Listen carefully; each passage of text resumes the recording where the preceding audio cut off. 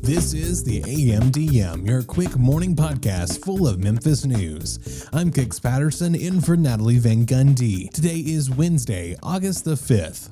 Kids are returning to class in Germantown and Collierville schools today. And fun fact, this year's suburban seniors will be the first graduates of their school district, which were formed back in 2014. Also today, the Downtown Design Review Board will consider updates for a historic building across from 201 Poplar that's currently home to a bail bond company and tax law firm.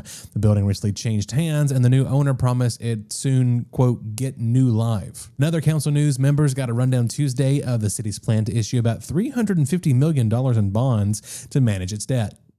SpaceX AI reported Tuesday that it has 1.4 gigawatts of available data center computing during its first ever earnings call as a publicly traded company.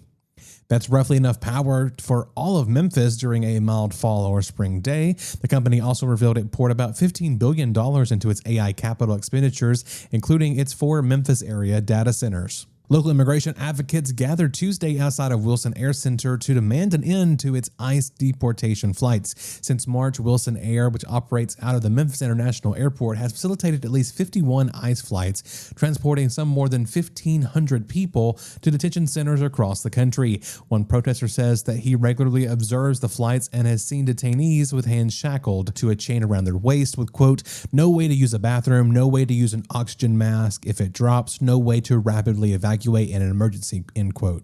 The state of Tennessee does not require voters to register as Democrat or Republican, and for that reason, it's easy to cross over to a different party when voting in a primary election. Tennessee Democratic gubernatorial candidate Jerry Green has been pushing that message in the hope of gaining Republican votes, while her Republican opponent, Marsha Blackburn, has been calling for an end to open primaries. The FedEx Corporation is building a $400 million expansion to its world hub at Memphis International Airport. The so-called FedEx Memphis Hercules project is a brand new 5-story, 1.6 million square foot sorting facility that will be built near FedEx's newish secondary 25 sorting center. The current hub can sort nearly 500,000 packages an hour. The secondary 25 sorts about 56,000 packages. If you've ever booked a high-end hotel and thought, this isn't luxurious enough for me, you're in luck. The Peabody, which is already pretty darn fancy, is opening a new luxury hotel on the 12th floor. It's called the Pembroke Club, but don't bother booking if you're broke. The rooms cost as much as $450 more per night than regular rooms, but with that comes 24-hour concierge service, an evening social hour with a duckmaster, charcuterie, French pastries, and access to candy and snacks all day and night. And now it's time for a deep dive into one of today's biggest stories with Mary Casciola, but stay with us after that for more of today's news. In May, a shooting at OUTMemphis left 2 victims in critical condition. A day later, police arrested a transgender woman known as Jewel. Last week, though, Shelby County District Attorney Steve Mulroy said police had arrested the wrong person after witnesses misidentified the shooter. I'm Mary Casciola. Today, reporter Jody Callahan is here to discuss this story. Jody, thanks for being here. Thanks for having me, Mary. Okay, so this seemed fairly straightforward in May, right? Can you remind us what happened? Yeah, there was an argument between a couple of people in OUTMemphis. The group was having its weekly luncheon for disadvantaged folks or homeless folks. Yeah. And when the argument started, a transgender woman pulled a pistol from a purse and shot once. And the one shot did not hit the woman's intended victim, sure, but actually hit 2 other people, one in the neck and one in the stomach. Both were in critical condition, but they recovered. They talked to police. Police showed them a photo lineup, meaning sure, 6 photos on a page, and they identified Aljon Taylor as the person who shot them. Right. So police found Aljon, arrested Aljon, and Aljon sat in jail for 3 months on this charge, 2 charges of attempted second-degree murder on a $150,000 bond. So, okay, so all this happened, and we're talking about an event that was inside with however many people, but like the people knew there it was a contained group, is I guess what I'm trying to say. A group that was very familiar with each other from homeless shelters or other such free food places around town.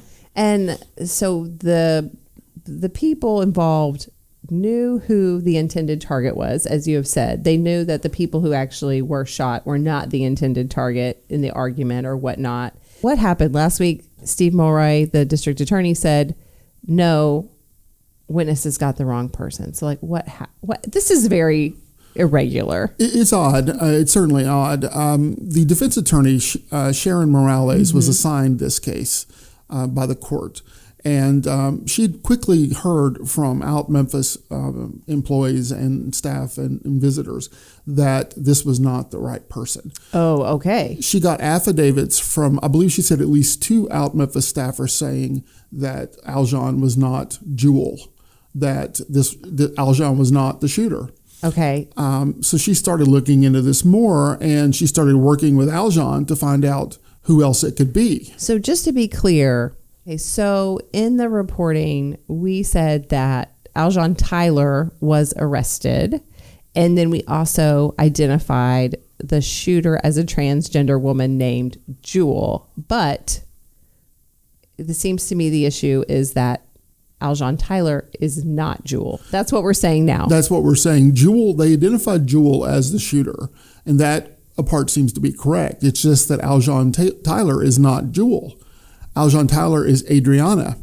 Aljon immediately told her attorney that she'd never even been to OUTMemphis. So that also got the attorney's attention. I mean, you saying that you've been accused of this shooting and you've never even been there. So then, of course, that leads to more talks with OUTMemphis. And finally, once the attorney worked with Aljon to put together the name of another black trans woman who did attend that dinner and other dinners there, that's when Attorney Morales decided that it was time to approach the DA's office. Okay. Now, she said she did not go to the police with this information because she didn't think it would be fruitful, and that OUTMemphis people had reached out to the police department with their concerns and had not really gotten anywhere. Because OUTMemphis probably knew that Aljon Tyler was not Jewel. They did. They knew very quickly. And we have not talked to OUTMemphis again. I mean, because we just haven't been able to. They have not returned efforts to reach them. Sure.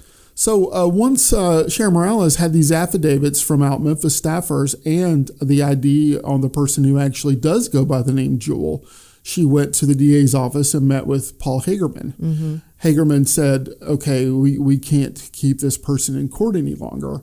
Right up. And Hagerman is like the second in charge? He's one of the leading, yes. So Morales wrote up a release form, and it was heard, and Aljon Tyler was released the next day. Now, luckily, Aljon Tyler had not been actually indicted by a grand jury yet. That's apparently a slow process. Mm-hmm. So getting the charges dropped will be an easier matter, although they haven't officially been dropped yet. Tyler is just out of jail. Okay. And Morales told me that luckily during Aljon's 3 months in jail, at the men's jail downtown, she said that Aljon was not assaulted or beaten or anything like that, that Aljon was not injured. But it was a concern. It was a concern for both Aljon and the defense attorney. Right. So had this not happened, had this not come forward, there was no way Aljon could have afforded what it would have taken to get out of jail on a $150,000 bond. Aljon would still be sitting in jail now. Right, because Aljon was in jail for almost 3 months. And when I asked Morales what she thought of the police job on this, if she thought it was acceptable, she said it did not appear to be as thorough an investigation as it could have been. Right. And that seems borne out by the facts. Right. I would say so. What did MPD say? Have we heard from them? I've reached out to MPD twice now to talk about this, and I've gotten radio silence both times. Okay. What do we think happens now? Well, the name of the person who is actually Jewel, who was actually supposedly at the dinner, has been given to the authorities. Okay. No warrant has been issued for that person yet, possibly as in a way just not to scare that person off. Sure. But I'm told that the authorities are looking for the person who actually is Jewel, although no arrests have been made yet. I guess we don't really know this, but but I want to talk about it anyway. Like, what happens when people are imprisoned wrongly, right? So I know in certain cases they can be compensated, but do we have a sense that could happen in this case? It would require a lawsuit from Aljon, and then but it certainly seems possible. There's no sort of set guarantee or set fee. You get this much if you were wrongly held for this long. But lawsuits do come out of this. You usually hear of these lawsuits when someone's been in prison for decades. Right. So I don't know how much money something like this might be worth, but I would not be surprised to see it go to a lawsuit. However, the other wrinkle is that Morales has not been able to reach Tyler since she was released from prison. Oh. No phone number. Tyler is allegedly homeless and therefore difficult to reach. Right. And we haven't been able to reach Tyler either. No, we have not. Right. What happens is a little bit of a mystery. Right. And certainly if Tyler has to appear in court again, somebody's going to have to find a way to track her down. Definitely, this is a story that I think I called it irregular at the beginning of this podcast, but this is sort of crazy in terms of it's a clear case of mistaken identity. Right. You've got two black trans women. Clearly, those are not the only two, but these are the two who are involved. Police arrested the wrong one. And in the police's defense, both witnesses who were shot picked Aljon Tyler out of a 6-person photo lineup. So they did have witness identification behind them, but it still led to the wrong person being arrested. Right. It again goes to the fact that people have known for decades now that eyewitness identification can be really sketchy, and it's not something you should base a case on. Sure. Makes sense. Well, Jody, thanks for coming in. Thanks for having me, Mary. We will have more news coming up next. Thanks, Mary. The MJ Edwards Riverdale Life Celebration Center opened in May to celebrate life in all of its aspects, beginning to end. Noah McLean of the Daily Memphian says the center has hosted 3 birthday parties and 10 funerals in just 2 months after its opening.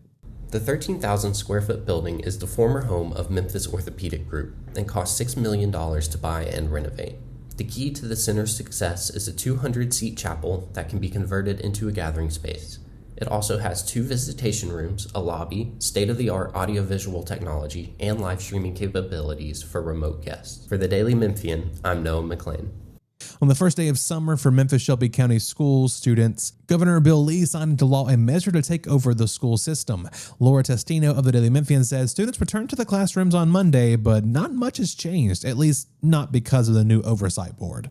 Memphis Shelby County Schools officials are charging into another school year, following their own plans for academic improvement and facilities management. With the temporary pause on the takeover in place, there's some uncertainty for both MSCS and the state, but no, quote, demonstrable harm to MSCS. That's according to Lori Patterson, a Baker Donaldson attorney representing the district in its lawsuit. Both sides met on Friday, July 31st, with U.S. District Court Magistrate Judge Jeffrey Frinsley to chart a path forward for the case. For the Daily Memphian, I'm Laura Testino. Bartlett Alderman David Reeves is renewing his call for Shelby County suburbs to break away and potentially form their own county. Michael Waddell of the Daily Memphian says Reeves, who is running for re-election this November, presented the idea for a new county nearly 3 years ago. Reeves sees 2 possibilities: form a new county, or have North Shelby County join Tipton County and East-Southeast Shelby merge into Fayette County. In Tennessee, there are constitutional requirements to form a new county, with the first being that any new county has to measure at least 275 square miles. Reeves thinks some of the arbitrary restrictions on starting a new county would need to be changed by the state legislature.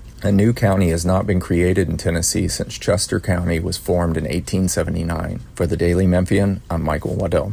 And the Shelby County Election Commission is rechecking its voting machines ahead of Thursday's Election Day. Bill Dries of the Daily Memphian says the undertaking comes as the Election Commission continues to investigate an estimated 307 voters at a Bartlett early voting site who voted on a single machine that did not have 4 of the 6 special judicial races on the ballot. The problem drew complaints from several candidates on July 31st, and it follows an earlier problem with the same 4 races not being on an approximately 700 mail-in absentee ballots. The Election Commission's remedy for that problem was to mail those voters a supplemental absentee ballot with just the missing races. Shelby County Elections Administrator Linda Phillips has said so far the early voting problem, which involved in-person voting, has been traced to a single machine at the Christian Life Church voting site. Phillips also cited last-minute changes that stretched Election Commission deadlines for getting races on the ballot. For Bill Dries, I'm Kix Patterson. That's the AMDM for this Wednesday, August the 5th. Listen and subscribe to this podcast anywhere you get your podcast or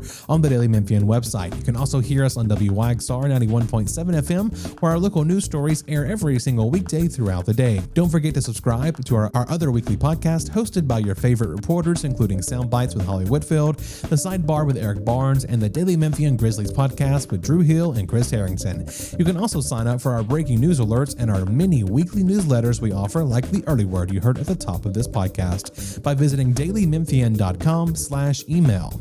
Thanks for joining us, and be sure to start your day here again tomorrow.